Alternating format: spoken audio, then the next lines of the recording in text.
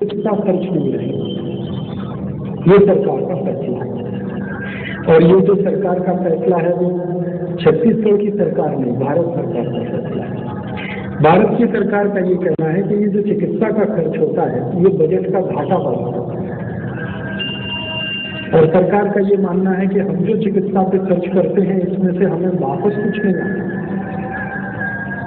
तो सरकार का ये कहना है कि घाटे का कोई काम हम 2009 के बाद नहीं करेंगे, कोई भी काम जो घाटे का है वो सरकार नहीं करेगी।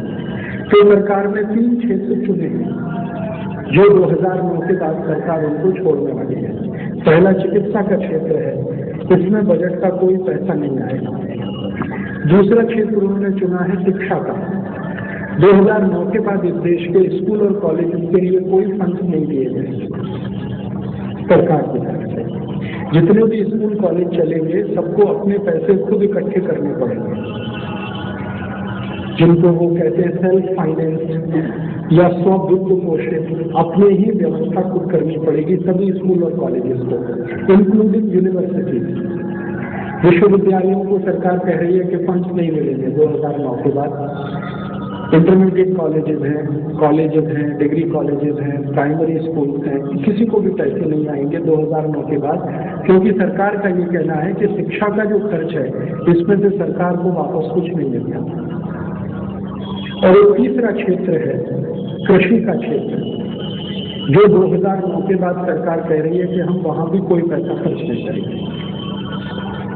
अब चिकित्सा है, कृषि है और शिक्षा है, ये 3 क्षेत्रों में भारत सरकार एक पैसा भी खर्च नहीं करेगी, ये सरकार ने तय कर लिया है। आप बोलेंगे ये मनमोहन सिंह की सरकार ने तय कर लिया है, ऐसा नहीं है, सभी सरकारों ने तय कर लिया है। मनमोहन सिंह की सरकार है ये तो संयोग है, अगर यहाँ अटल बिहारी वाजपेयी की सरकार होती तो भी ये होने वाला है। और अगर आप अटल बिहारी वाजपेयी की सरकार की जगह मान लीजिए कम्युनिस्ट पार्टी ऑफ इंडिया की सरकार बनाए, सीपीएम की, और ज्योति बसु को प्रधानमंत्री बना दे, तो भी एक फैसला है। ये फैसला आया कहाँ से है? ये फैसला भारत सरकार की एक मजबूरी में से आया है, और इस मजबूरी का नाम है WTO एग्रीमेंट, विश्व व्यापार संगठन समझौता।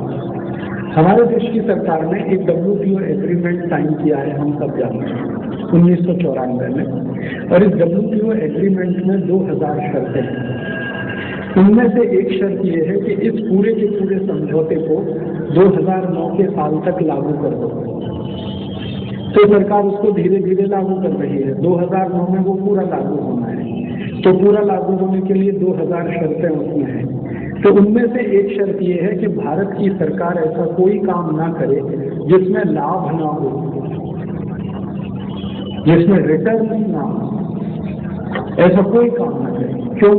अगर सरकार ऐसा कोई काम करती है जिसमें लाभ नहीं होता, रिटर्न नहीं होते हैं, तो वो काम जो है बजट का घाटा बढ़ाता है, बजटरी डेफिसिट उससे हो जाता है, फिजिकल डेफिसिट बढ़ता है, रेवेन्यू डेफिसिट बढ़ता है, फाइनेंशियल डेफिसिट बढ़ता है।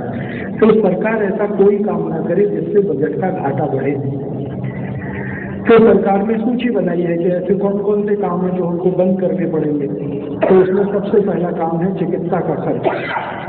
सरकार ये कहेगी कि 2009 के बाद जो कुछ भी इस देश में होगा वो प्राइवेट कंपनियों के द्वारा या निजी संस्थाओं के द्वारा या निजी अस्पतालों के द्वारा या निजी डॉक्टरों के द्वारा, यही सब के द्वारा जो होगा वो चिकित्सा का खर्च है। सरकार का खर्च उसमें शून्य होने वाला है।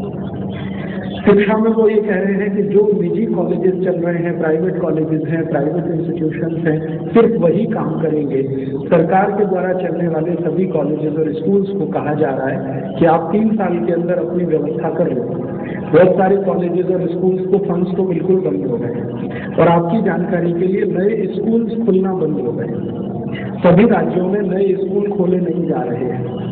सरकारों को आदेश है ऊपर से, राज्य सरकारों को, कि आप कोई भी नया स्कूल ऐसा मत खोलिए जिसमें सरकार का पैसा जाए। किसी को स्कूल खोलना है तो उसको कहिए तुम तुम्हारी ताकत से स्कूल चला सकते हो तो करो, सरकार उसमें कोई मदद नहीं करेगी। तो चिकित्सा, शिक्षा और कृषि में सरकार कह रही है कि किसान मरे या जिंदा रहे, हमें इससे मतलब नहीं है, किसानों के लिए हम पैसा खर्च नहीं कर सकते। तो अब सरकार के सामने दूसरा विकल्प क्या है? चिकित्सा शिक्षा ये तो बंद कर दो, इसमें सरकार का खर्चा मत करो, सरकार का खर्चा कहीं और करो जहां से इनकम हो। तो कहाँ करो? बड़े बड़े डिपार्टमेंटल स्टोर्स खुलवा दो, वहां से इनकम होने वाले हैं। तो शॉपिंग मॉल्स खोले जाएंगे, तो सरकार के पैसे से शॉपिंग मॉल्स खुलेंगे, डिपार्टमेंटल स्टोर्स खुलेंगे, होटल्स खुलेंगे, लेकिन स्कूल नहीं खुलेंगे।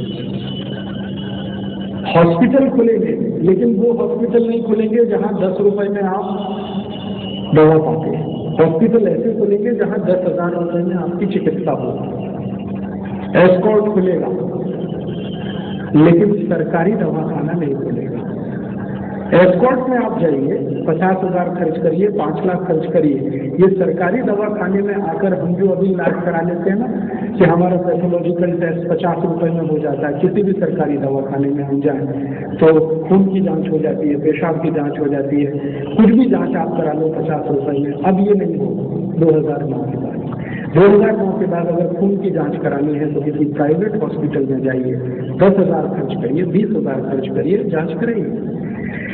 अभी हम सरकारी दवाखाने में जाते हैं और मुझे कोई चेस्ट इन्फेक्शन है और एक्सरे निकलवाना है तो अभी भी 25-30 रुपए में निकल आता है। तो सरकार कह रही है 2009 के बाद ये बंद हो जाएगा। आपको एक्सरे निकालना जरूर निकालिए, किसी बड़े हॉस्पिटल में जाइए।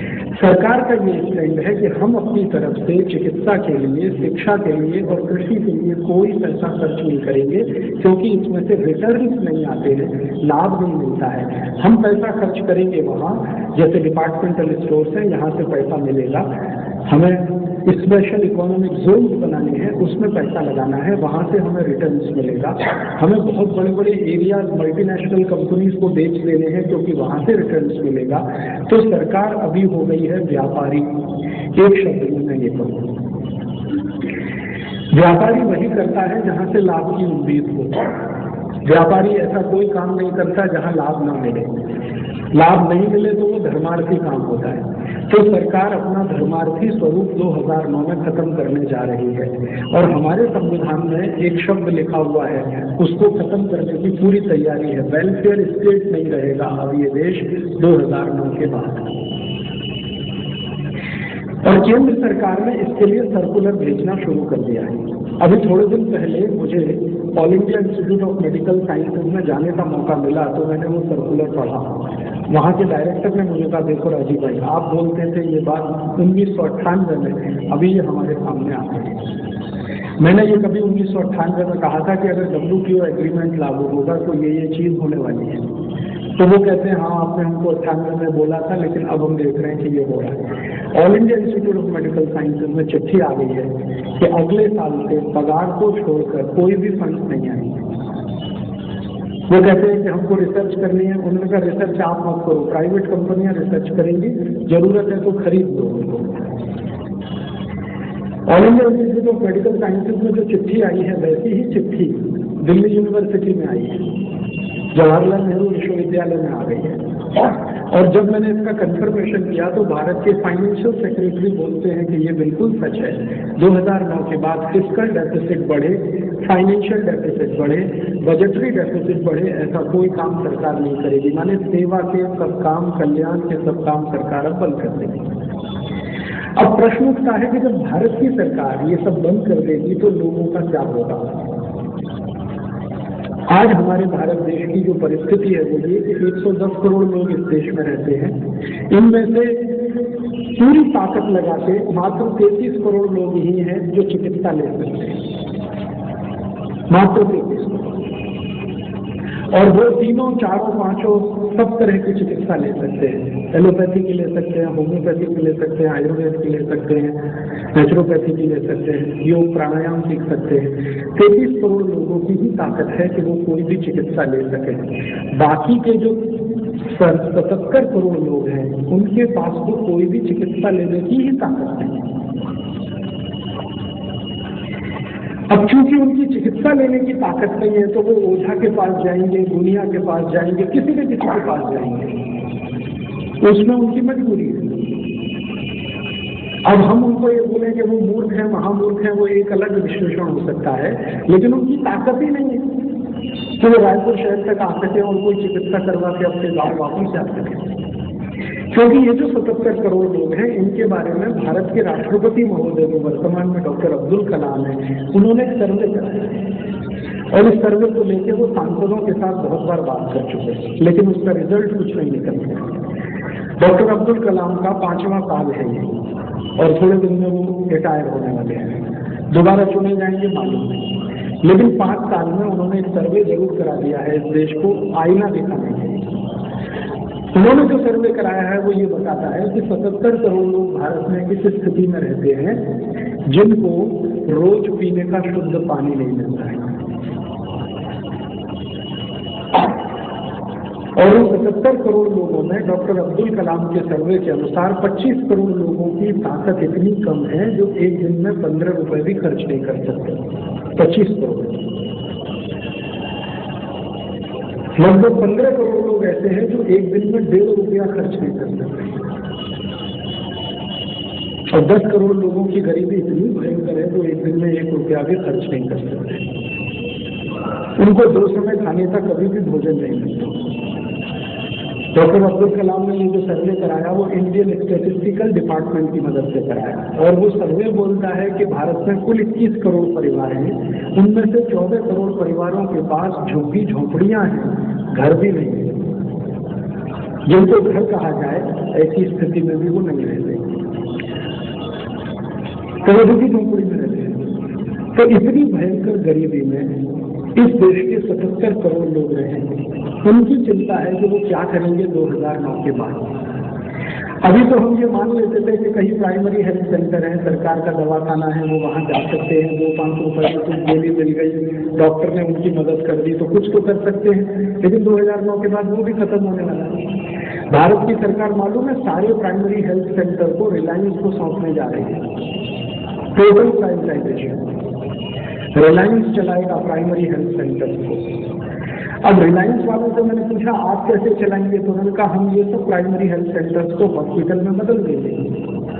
तो ठीक है, हॉस्पिटल में तो बदल देंगे, फीस का क्या होगा? बिना फीस के इलाज होगा? उन्होंने कहा नहीं, फीस तो लेनी पड़ेगी, मिनिमम 500 रुपए, 1000 रुपए, 1500 रुपए से कम में तो हम चला नहीं पाएंगे कोई भी हॉस्पिटल, क्योंकि हमें डॉक्टर रखना है, उसको 10,000 की पगार देनी है, 5 डॉक्टर रखने हैं, 50,000 की पगार देनी है, हॉस्पिटल बढ़िया बनाना है, 2 मंजिल, 3 मंजिल, 4 मंजिल, एयर कंडीशनर, उसमें लिफ्ट भी लगानी है, सब कुछ फैसिलिटीज देनी है, तो 500-1000 रुपये फीस तो देनी ही पड़ेगी। तो माने गाँव का गरीब आदमी जो 10 रुपये फीस दे के कभी कल्पना करता था कि इलाज करा ले, वो अब संभव नहीं है। सरकार की योजना है कि अगर सारे प्राइमरी हेल्थ सेंटर को रिलायंस ना चला सके तो अपोलो को दे दो, कुछ एस्कॉर्ट्स को दे दो, कुछ अपोलो को दे दो, कुछ रिलायंस को दे दो, कुछ किसी डॉक्टर रेड्डीज लेबोरेटरी को दे दो। तो ये सारी बड़ी कंपनियां लाइन में लगी हुई हैं, एक एक करके इनको एक एक एरिया मिलने वाला है। वो एरिया में इन्वेस्टमेंट करेंगे, तो वो ये कहते हैं कि हम इन्वेस्टमेंट करेंगे तो इसमें से रिटर्न लेंगे। रिलायंस की पॉलिसी है कि हम 1 रुपये लगाएंगे तो 3 रुपये लेने हैं हमको इसमें, नहीं तो हम 1 रुपया क्यों लगाएंगे। अपोलो की पॉलिसी है कि 1 रुपया लगेगा तो 4 रुपये लेंगे उसमें से। रेड्डीज लेबोरेटरी वाले कहते हैं कि 1 लगाएंगे तो 2.5 रुपये तो चाहिए कम से कम हमको रिटर्न के रूप में। माने अब तक जो चिकित्सा का कार्य, सेवा का कार्य था, वो अब व्यापार बनेगा, पूरी तरह से व्यापार बनेगा। दूसरा क्या होगा, सरकार ने कंपनियों को खुली छूट दे दी है कि जो दवाएं आप बाजार में बेचते थे और जिन पर सरकार के ऊपर से कंट्रोल था, ड्रग प्राइस कंट्रोल ऑर्डर, आप जानते हैं डॉक्टर पाठक इस बात को अच्छे से समझेंगे क्योंकि एलोपैथी के डॉक्टरों को ये मालूम है, सरकार की तरफ से दवाओं के ऊपर कीमत का कंट्रोल है, नियंत्रण है, वो सरकार ने अब खत्म कर दिया। ड्रग प्राइस कंट्रोल ऑर्डर निकाल दिया, तो कंपनियों ने दवाओं के भाव 2 गुने, 3 गुने, 4 गुने बढ़ा दिए। कुछ दवाओं के भाव तो 100 गुने बढ़ गए, 100 टाइम्स। कैंसर के ट्रीटमेंट की जो दवाएं आज से 3-4 साल पहले जिस कीमत पर थी, आज उनकी कीमत 3-4 गुनी, 5 गुनी तक बढ़ गई है, 500% दाम बढ़ गए। और बाजार में जो सस्ती दवाएं मिलती थी ना, 10, 20, 50 पैसे की टैबलेट, वो सब गायब हो गए, सब आउट हो गए। और कंपनियों ने इतनी चालाकी किया है कि उनके थोड़े मॉलिक्यूल्स बदलकर वही दवाओं को नए नाम से डाल दिया है, लेकिन उसके दाम इतने बढ़ा दिए हैं कि आदमी खरीद भी ना सके, गरीब आदमी तो सोच भी नहीं सके। पिछले 3-4 साल से मैं कुछ दवाओं का अध्ययन कर रहा हूँ। एक दवा है फोरेक्स, कफ सिरप है। हर 3 महीने में इसका भाव बढ़ जाता है, हर 3 महीने में भाव बढ़ जाता है।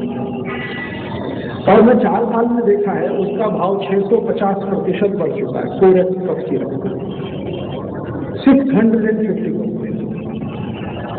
अब जो कंपनी ये बनाती है उनको मैं 20 चिट्ठी लिख चुका हूं कि आप मुझे इसका कारण बताइए कि हर 3 महीने में आप इसका भाव क्यों बढ़ाते हैं। जैसे कि डिमांड बढ़ रही है, तो डिमांड बढ़ रही है तो भाव क्यों बढ़ा रहे हो इसका? तो कहते हमें मालूम है ये दवा क्या क्या काम में आ रही है। जो दारूबाज लोग हैं ना वो भी पूरा गटागट पी रहे हैं। खांसी मिटाने के लिए तो पी ही जा रही है, लेकिन दारू पीने वाले भी पी रहे हैं, तो वो भाव बढ़ाते जा रहे हैं, मुनाफा उनको मिल रहा है। फोरेक्स बनाने वाली कंपनी बोलती है कि हमारी 50 दवाओं के धंधे को बंद करके हमने ये फोरेक्स चालू कर दिया। तो कंपनी भी बाजार में उतरी है, व्यापारी बन गई। अब उसके दिमाग में सेवा नहीं है, उसको पैसे कमाने हैं। और सारी बड़ी बड़ी विदेशी कंपनियां इसलिए आ रही हैं जिनसे ये दरवाजे खुले हैं। तो कंपनियां व्यापारी, सरकार भी व्यापारी, और डॉक्टर को व्यापारी हैं ही, जो आप थोड़ी देर पहले स्वीकार कर चुके हैं। डॉक्टरों में व्यापार करने की प्रवृत्ति इतनी जबरदस्त हो गई है जिसका उदाहरण सुनो देखो तो शर्म से सिर झुक जाता है कि कोई बेचारा आ गया पेट के दर्द का मरीज, उसको दे दिया एनेस्थीसिया, लिटा दिया, किडनी काट के निकाल लिया, 2 लाख रुपए में बेच दिया। अब डॉक्टर के यहाँ जब किडनी काट के निकाल के बेच दिया 2.5 लाख रुपए में, वो मरीज सीधा साधा भोला भाला, उसको कुछ पता नहीं, उसने तो ये सोच के ऑपरेशन कराया कि पेट का दर्द ठीक होगा। मालूम नहीं है कि डॉक्टर ने किडनी काट के निकाल दिया। अब उसको 10-12 साल पता भी नहीं चलता, क्योंकि एक ही किडनी से काम चलता रहता है। 10-12 साल बाद पता चला, कोई डॉक्टर ने बताया तुम्हारी तो एक किडनी ही नहीं है। तब वो सोचता है कि ये गई कहाँ। तब वो बोलता है मैं किसी डॉक्टर के पास गया था, मेरा ऑपरेशन हुआ था, तो निकाल लिया उस डॉक्टर ने, अब करोगे क्या, और बेच दिया उसने 2.5 लाख। इस लेवल के व्यापारी हैं डॉक्टर। व्यापार भी होता है ना, उसकी भी एक गरिमा होती है, ये तो गरिमा के भी नीचे उतरे हुए हैं। बेचारी कोई भी भोली भाली सीधी सादी गांव की महिला आ जाए गर्भावस्था में, बिना सीजर उसका अगर बच्चा पैदा हो जाए तो डॉक्टर मानता है कि मेरी तो नाक ही कट गई, जो नॉर्मल डिलीवरी हो गई। सीजर तो होना ही चाहिए, जबरदस्ती होना चाहिए, कंपल्सरी होना चाहिए। तो डॉक्टर व्यापारी, सरकार व्यापारी, कंपनियां व्यापारी। फंस गया तो ये बेचारा कस्टमर, या आप उसको कहिए ग्राहक, या अच्छे शब्दों में कहिए भारतीय नागरिक। जो वरिष्ठ नागरिक है वो तीनों व्यापारियों के बीच में फंस गया। वो कहे ये इलाज कैसे कराए, चिकित्सा कैसे पाए। इस विषय पर डॉक्टर अब्दुल कलाम के साथ घंटों हम लोगों ने मददगारी की। जब उनका सर्वे खत्म हुआ ना, तो उन्होंने दिल्ली में एक मीटिंग बुलाई थी देश भर के लोगों से। मैं भी चला गया उसमें, मुझे भी बुला लिया कि अब बताओ क्या करेंगे, सरकार को ये बंद कर देंगे। और वो मुझे कह रहे थे कि अगर मैं भी प्रधानमंत्री हो जाऊं तो मैं भी यही करूंगा, क्योंकि WTO की कंडीशन है। WTO में अगर हम हैं तो हमको ये मानना ही पड़ेगा, या तो हम WTO छोड़ें, समझौता रद्द कर दें, तो फिर रास्ता हमारे लिए खुला है। उतनी ताकत अभी हिंदुस्तान के किसी नेता में नहीं है कि वो WTO छोड़ दे। कम्युनिस्ट नेताओं में भी नहीं है, उनसे भी बात करके हमने देख लिया। तो BJP, Congress, Janata Dal, CPM, CPI सब WTO के साथ में है। माने कोई भी प्रधानमंत्री आ जाए, मनमोहन सिंह को हटा दो, किसी को भी ला दो, वो WTO की शर्तें आने ही वाली हैं, तो सरकार को इसमें से जाने ही वाली है। तो ये तीनों क्षेत्रों का 100% प्राइवेटाइजेशन होने ही वाला है। प्राइवेटाइजेशन का एक ही मतलब है, जिसके पास पैसे हैं उसको चिकित्सा मिलेगी, और जिसके पास पैसे नहीं है उसको कुछ नहीं होने वाला, वो मरेगा बिना दवा के। तो हमारी चिंता ये है कि जिसके पास पैसे नहीं है उसका क्या होगा। इस चिंता में ये परिचर्चा आयोजित हुई है, और ये यहाँ पहली बार हुई है ऐसा नहीं है। देश भर में मैं जगह जगह ये परिचर्चा कर रहा हूँ पिछले 1.5-2 साल से। सभी 35 के डॉक्टरों को बुलाना, उनके साथ बैठना, दिमाग लगाना, ब्रेनस्टॉर्मिंग सेशन करना, कुछ रास्ता निकालो इसमें से। तो कहते एक ही रास्ता है राजीव भाई, ये WTO रद्द करा दो। अब WTO रद्द करने के लिए भी तो हम हिंदुस्तान में कोई बड़ा अभियान चलाएं, लाखों करोड़ों लोगों को जन जागृति करके खड़ा करें सरकार के खिलाफ, वो मजबूर करे तो सरकार WTO कैंसिल करे। उसमें जितना समय लगेगा मुझे अंदाजा है, क्योंकि गांधी जी को इस देश को खड़ा करने में 45 साल लग गए, जबकि उनकी तपस्या हमसे कई गुनी ज्यादा है। उनकी तपस्या इतनी बड़ी थी कि अफ्रीका के हीरो होके आए थे इस देश में, तब भी 30 साल लग गए। 1915 से काम शुरू किया था और 1945 में जाके थोड़ा परिणाम दिखाई दिया था कि हाँ भारत आजाद हो सकता है। हम तो उनकी चरणों की धूल के बराबर नहीं, ना हमारी इतनी तपस्या है, ना इतनी तेजस्विता है। तो गांधी जी को देश खड़ा करने में इतने साल लग गए, तो हमको कुछ समय तो लगेगा। WTO रद्द कराना हो और जो कराना हो, तात्कालिक क्या किया जाए? तब दिमाग में एक प्रश्न आया, उसका समाधान अभी उनके व्याख्यान से हुआ। पांडे जी ने जो बोला ना कि इस भारत में जो चिकित्सा ले सकते हैं 33 करोड़, उनको जो मर्जी है वो करें। तो एलोपैथी में जाएं, होम्योपैथी में जाएं, आयुर्वेद में जाएं, नेचुरोपैथी में जाएं, रामदेव बाबा के पास जाएं, मुरारी बाबू, कहाँ जहाँ जाना है जाएं। 33 करोड़ है उनके पास पैसे हैं, तो जहाँ जाना हो जाएं। लेकिन हमारी समस्या उन 77 करोड़ की है, वो क्या करें? या तो आप उनको छोड़ दीजिए कि वो ओझा के पास जाएं, दुनिया के पास जाएं, और ओझा और दुनिया उनका जो करना है करें, तो फिर हम रोए क्यों उनके लिए? और या उनके लिए कोई वैकल्पिक व्यवस्था करें। तो हम लोगों के दिमाग में एक बात आ रही है कि कोई वैकल्पिक व्यवस्था अगर उनकी करनी हो, एक विकल्प तो ये है कि वो मरे मरे, हमसे क्या लेना देना। एक है कि नहीं, उनकी कोई वैकल्पिक व्यवस्था हम कर सकते हैं क्या? तो फिर हम सब मिलकर बैठें और कोई ऐसा रास्ता निकालें कि ये 77 करोड़ लोग अपने जीवन में कभी बीमार पड़े तो कुछ तो ऐसा करें कि उनका कुछ रास्ता हो जाए, समाधान हो जाए। इस दृष्टि से ये परिचर्चा है। अब इसमें क्या हो सकता है? पांडे जी का व्याख्यान में बड़े गौर से सुन रहा था, तो उनकी ये बात मेरे समझ में आई कि देखो भैया, आयुर्वेद तो जीवन शैली है, ये चिकित्सा व्यवस्था नहीं है, ये जीवन शैली है। तो क्या ये आयुर्वेद की जीवन शैली उन 77 करोड़ लोगों तक हम पहुंचा सकते हैं कि भैया तुम ये जीवन शैली में आ जाओ तो तुम्हें पैसे खर्च करने ही नहीं पड़ेंगे? ये है बात। अगर हम आयुर्वेद को जीवन शैली मानते हैं कि ये जीवन जीने की कला है, ये हमारी जीवन शैली है, ये प्रकृति और मनुष्य के आपस के संबंध पर आधारित है। अगर प्रकृति 5 तत्व की है तो मनुष्य भी 5 तत्व का है, तो मनुष्य और प्रकृति के आपसी संबंधों पर आधारित अगर ये जीवन शैली है, तो हम क्या इस जीवन शैली को 77 करोड़ लोगों तक पहुंचा सकते हैं? ये है छोटी सी बात। मुझे लगता है कि शायद पहुंचा सकते हैं। कैसे पहुंचा सकते हैं? मान लीजिए हम सब एक साथ मिलकर बैठे और एक ब्रेन स्टॉर्मिंग सेशन करें और ये ध्यान रखें कि भारत के मनुष्य की जीवन शैली में कहाँ टूट आई है, कहाँ रुकावट आई है जिसके कारण वो बीमार पड़ता है। अगर हम ये ढूंढ देते हैं तो हम शायद उसका समाधान उस तक पहुंचा सकते हैं। उसको बता सकते हैं कि देख भैया, तेरी जीवन शैली में ये गड़बड़ आई है, तो इस गड़बड़ को ठीक कर ले तो तू वैसे ही ठीक हो जाएगा, तो दवा की जरूरत ही नहीं। तेरे पास भले पैसे नहीं है दवा खरीद देंगे, तू जीवन शैली कैसे जीनी है वही सीख ले। मान लीजिए इस जीवन शैली के कुछ प्रमुख तत्व हैं, तो वो प्रमुख तत्व 1, 2, 3, 4, 10, 20, 50, 100, 200, 500, 1000 हम लिख डालें, सरल भाषा में उनके पत्रक बनाए, तमिल, तेलुगु, कन्नड़, मलयालम, उड़िया, बांग्ला, आसामी सब भाषाओं में बनाए। करोड़ों की संख्या में इस देश में दानवीर हैं, उनके पास जाएंगे, भैया 10,000 पत्रक आपके नाम से, 20,000 आपके नाम से, 1 लाख आपके नाम से, 2 लाख आपके नाम से, नीचे लगे तो लाइन दे दो, नहीं तो ऐसे ही बोल दो।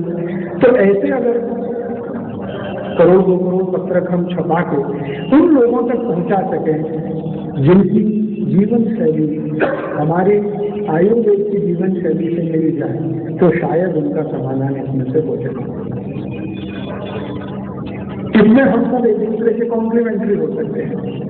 मान लीजिए आयुर्वेद कुछ बताता है, यूनानी कुछ बताता है, होम्योपैथी वाला भी कुछ बता सकता है कि ये चीज इसमें डाल दो, और एलोपैथी वाले भी कुछ बता सकते हैं कि हाँ ये चीजें कुछ इसमें आ जाए, तो वो एक कंप्लीट बन जाए।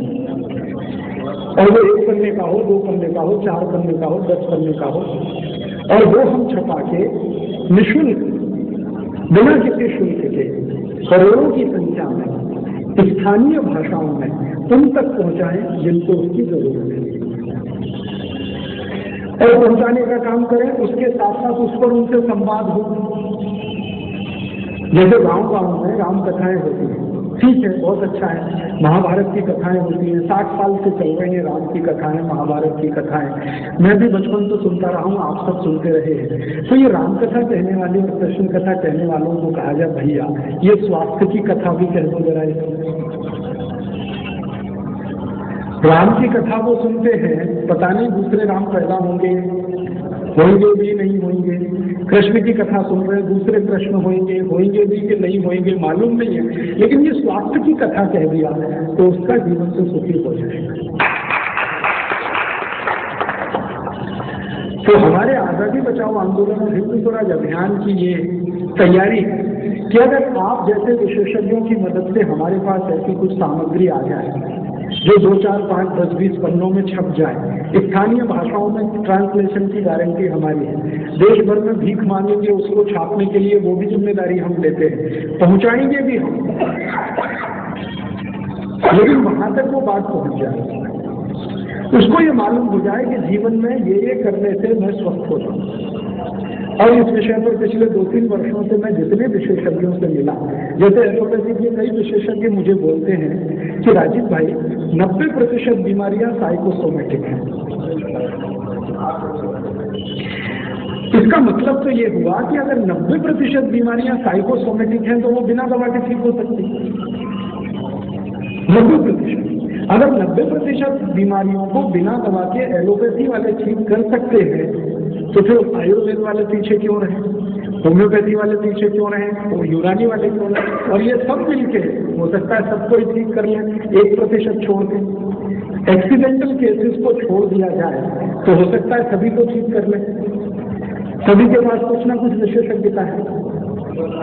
तो आप सब विशेषज्ञों की मदद से हमको एक पत्रक बनाना है। देखिए, ये आज की परिचर्चा का मूल उद्देश्य ये है, एक पत्रक बनाना है, चाहे बुकलेट कहिए चाहे पत्रक कहिए, वो हमें इस हिसाब से बनाना है कि 77 करोड़ लोग जो कोई दवा नहीं खरीद सकते इस देश में और 2009 के बाद खरीद भी नहीं सकेंगे, उनका क्या होगा, उस दृष्टि से हम वो बनाएंगे और उसमें 10, 20, 50, 100, 200 बातें लिखें। लिखने के बाद उन तक उनकी भाषा में पहुंचाएं। तो राम कथा कहने वालों की मदद से कि भैया ये स्वास्थ्य कथा कह दो, महाभारत कथा कहने वालों की मदद से ये थोड़ी सी कथा कह दो। मुरारी बाबू को मैं जाके कभी भी निवेदन करूंगा, वो मान जाएंगे कि 10 मिनट इसी पर बोल दो। आसाराम बापू को कहूंगा आप भी बोल दो, रामदेव जी तो बोल ही रहे हैं। ऐसे जैन संतों से हम कहें, जैन संतों के कई संप्रदाय हैं, दिगंबर हैं, श्वेतांबर हैं, मूर्ति पूजक हैं, डेरावासी हैं, उनको हम कहें।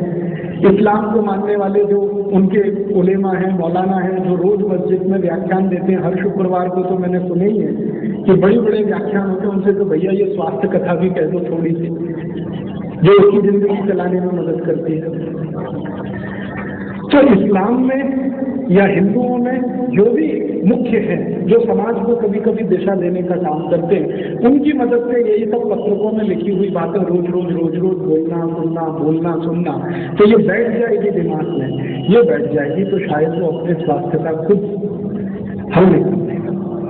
मुझे ऐसा लगता है कि भारत में 2009 के बाद चिकित्सा की शायद इतनी जरूरत नहीं, चिकित्सकीय ज्ञान की थोड़ी जरूरत हो सकती है।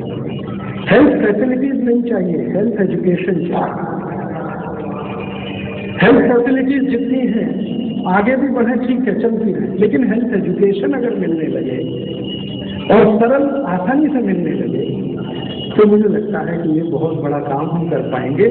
और संकट के समय में समाज की किसी समस्या का समाधान अगर हम नहीं दे पाए तो सभ्यता हमारी बेकार।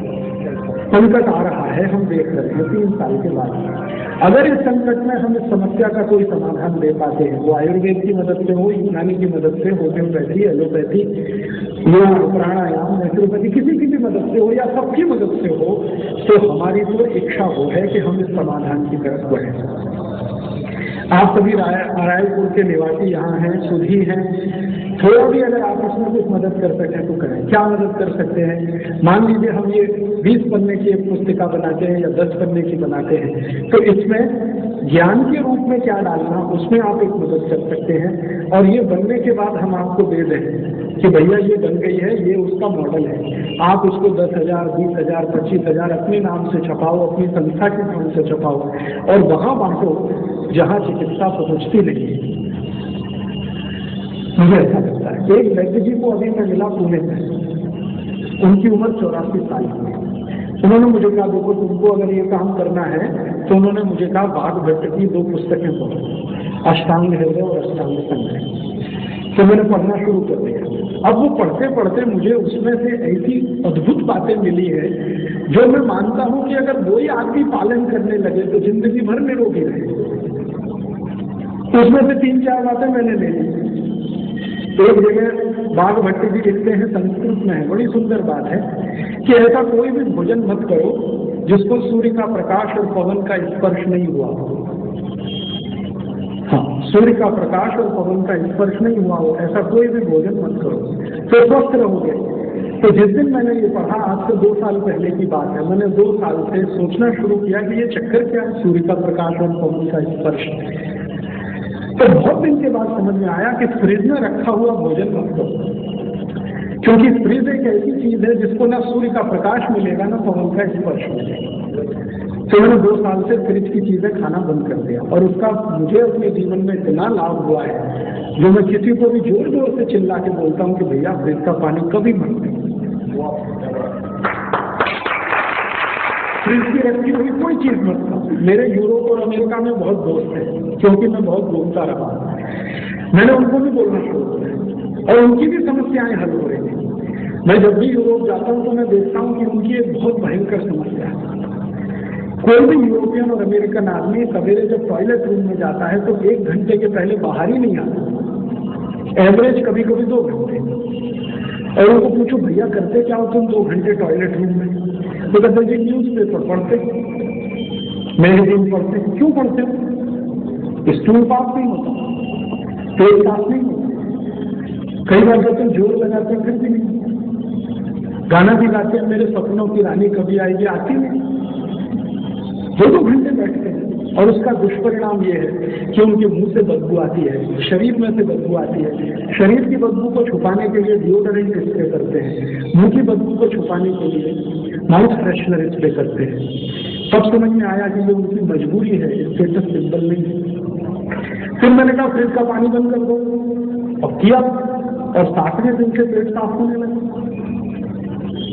तो मुझे लगा अष्टांग हृदय में बाघ भट्ट का लिखा हुआ एक सूत्र शायद करोड़ों लोगों की मदद करे। तो इस तरह की कोई एक छोटी सी पुस्तिका बने, पैम्फलेट बने, हम सबकी मदद से करोड़ों तक पहुंचे। इस दृष्टि से ये गोष्ठी का आयोजन है। हम इसमें जो कर सके करें। इसी भावना के साथ आभार, धन्यवाद। मगर यहाँ पर कुछ व्याख्यान सुना, सब कुछ सुनने के बाद एक मन में आशा हुई कि मैं भी अगर कुछ चाहता हूँ और जानता हूँ उसे भी मैं यहाँ बोल दूँ। मन में ऐसा न हो कि मैं कुंठित रह जाऊँ कि मैं कुछ बता ही नहीं पाया। मैं अपने छत्तीसगढ़ राज्य आंदोलन में इसलिए जुड़ा कि मैं बचपन में सुना करता था, जब ट्रेनों में या बसों में या कहीं सफर करने जाते थे, मैं जाता था अपने बुजुर्गों के साथ, तो रायपुर शहर को लोग इसलिए जानते ही नहीं थे, उसको बताना पड़ता था भैया ये विद्याचरण शुक्ल का लोकसभा क्षेत्र है, यहाँ से वो चुनाव जीतते हैं। आसपास के व्यक्तित्व में एक बहुत बड़ी चीज थी, वो यहाँ पे टेलीविजन भी था, उनके मार्फत आया, और एक भिलाई स्टील प्लांट जो इस क्षेत्र की महान उपलब्धि थी, उस भिलाई के नाम से मुझे रायपुर बताना पड़ता था। इस जिज्ञासा को मैंने समाप्त किया इस तरह बचपन में, और उसके बाद जब एक दफे वहां तक पहुंचा, क्योंकि वहां पे आनंद कुमार, उदय राम सिंह चौहान, प्रेम शंकर जी गोटिया, आकाश शर्मा वगैरह वगैरह महान नेतागण थे। हरि ठाकुर साहब का मुझे विशेष आशीर्वाद मिला, और मैंने प्रण किया कि अपनी दुकान पर वापस तब आगे बैठ जाऊंगा जब तक छत्तीसगढ़ राज्य को शांतिपूर्वक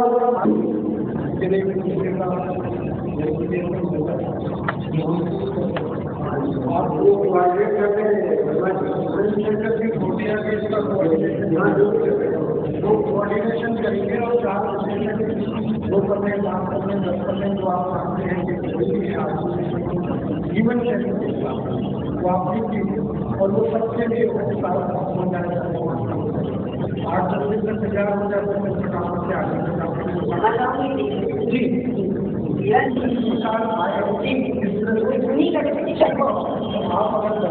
ऐसी दृष्टि से छोटिया की कोऑर्डिनेशन करें 15-20 दिन में ये तैयार हो जाए तो भारत में और भी बातें अलग अलग जगह हो रहा है तो यहाँ का भी आ जाएगा तो वहाँ का भी आ जाएगा उसमें भी सूट हो जाएगा। कुछ ऐसे स्लोगन हो जैसे बोलते हैं पैर गरम पेट ये सब चीजें सही हो जाए स्लोगन तो देने पड़ेंगे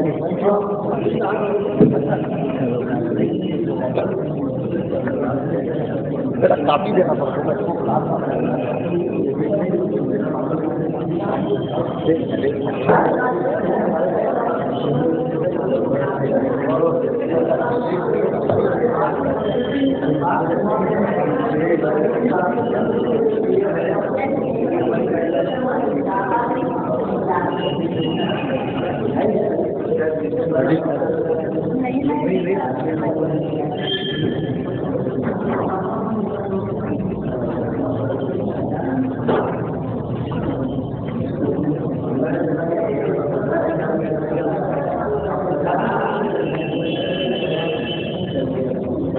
तो 8-10 दिन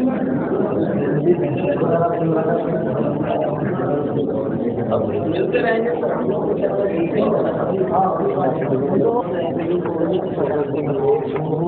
तो आपके जो सिलसिलेवार जो बातें सुनी